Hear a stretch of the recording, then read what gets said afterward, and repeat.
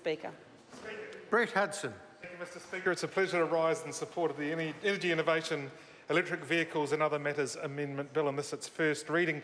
Now, it comes as no surprise after this past weekend for us to realise that Labor and numbers just don't go together.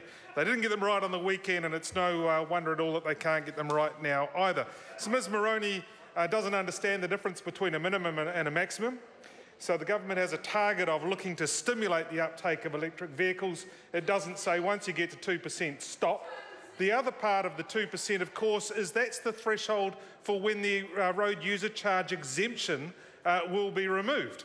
So what the government is looking to do is to stimulate the uptake of these vehicles, not to pay for them for the rest of their lives. The other thing the member didn't clearly understand is the nature of total cost of ownership.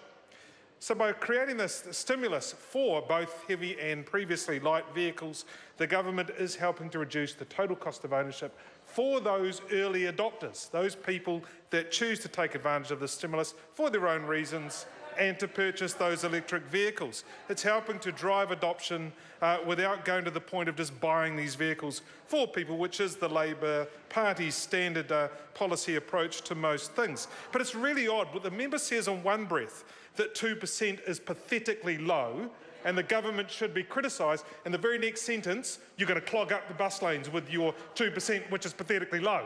So how you square that circle is absolutely unknown to man or beast, I would argue. And the other point I'd like to make, given the opposition members, but the Labor members have said the government should be doing this with their fleet, is wake up and smell the coffee, because back in August, the minister announced that the government would be looking to pool purchasing power of both government and private sector to help to drive the capital cost of electric vehicles down by creating greater demand. Secondly, let's make this clear. Mr Stuart Nash drives a TK Bedford fire engine which spews belching emissions all over the Hawke's Bay, and he says we should be driving electric. Well, maybe he should try eating his own dog food. And let's also point out that the BMW fleet, the ministerial fleet exists today, was a pre-order from the previous Labor government, and the reasons they gave was because of low carbon emission. The people, they just can't do anything with any consistency. Mr Speaker, this is a good bill. It will advance measures to help meet climate emission controls and targets. It will actually help to drive us to a lower emitting country, and I commend it to the House.